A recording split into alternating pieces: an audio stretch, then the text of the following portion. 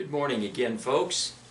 I want to share something with you. One of my favorite stories, and it's also one of Nancy's favorite stories, is the story of Joseph in the scriptures.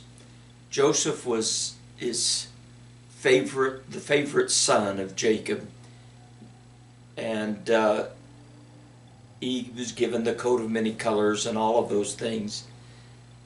But the thing I want to share with you today is the things that Joseph went through to serve his God.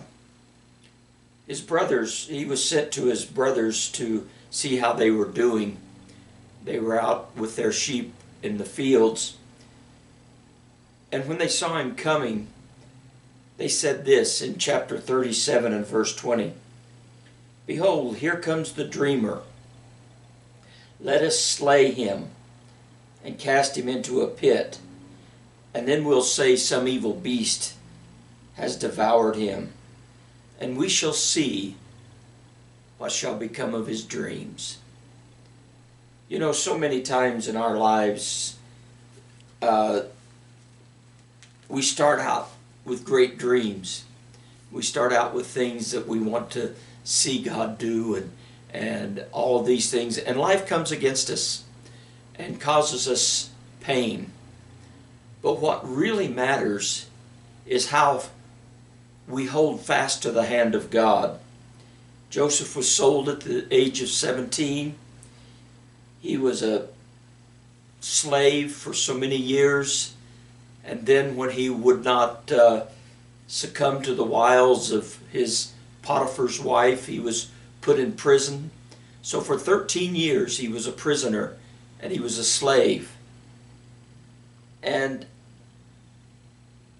what was happening to his dreams?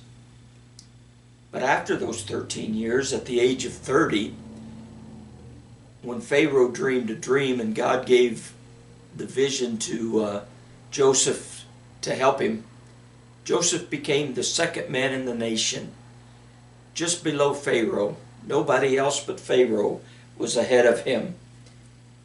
And I have a look at what Joseph was really like when he named his sons. Joseph named his sons Manasseh, for God has helped me to forget all my toil. And my second son's name is Ephraim, because God has made me fruitful in the land of my affliction. You see, Joseph never lost his vision for God. Joseph's life of obedience honored God.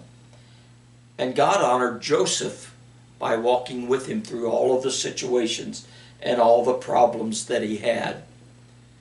We came a little later, and his brothers have come to buy food, and they've bowed down before him as his dreams said they would. And when he brought himself to them to know him, he said this in chapter 45, verses 4 and 5.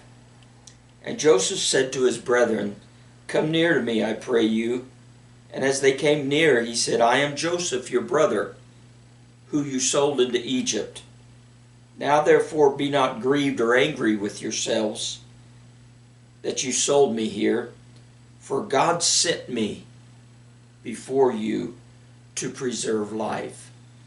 You see, sometimes we need to look at the problems that we have, and we need to just trust God to know that whatever is going on, God's going to help us. Because in Proverbs he says this in chapter 3, verses 5 and 6, one of my favorite scriptures. Trust in the Lord with all your heart, and lean not on your own understanding. In all your ways acknowledge him, and he will direct your paths. And then finally, one other scripture I wanted to share with you in this idea of the situations of life that may not be ideal. In Romans chapter 8 and verse 28, we all know it. And we know that all things work together for good to them who love God, and for them who are the called according to his purpose. You see, I don't understand why bad things happen to good people. I don't understand why we go through lives. I don't understand why Joseph was sold by his brothers. They hated him so badly to sell him. But I do know that God still walks with us. And that as we allow God to work in us, God honors us when we honor Him. And therefore, this life that we live, this adventure that we're on as a Christian, we know that as we go through things and as we go through life, God's walking with us.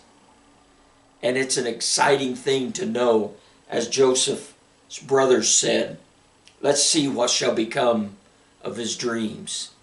And as we walk with God, let's just see what God's going to do. Let's just see how He's going to lift us up and how He's going to take us through the difficult times and the problems that are faced. Joseph became the second in the nation because he trusted God. And one of these days, you and I, the Scripture tells us, are going to be kings and priests with Him, gathered around the throne of God, enjoying the treasures of heaven forever. Let's see what becomes of our dreams as we hold fast to the hand of God, because He's going to take care of us. God bless you. Goodbye.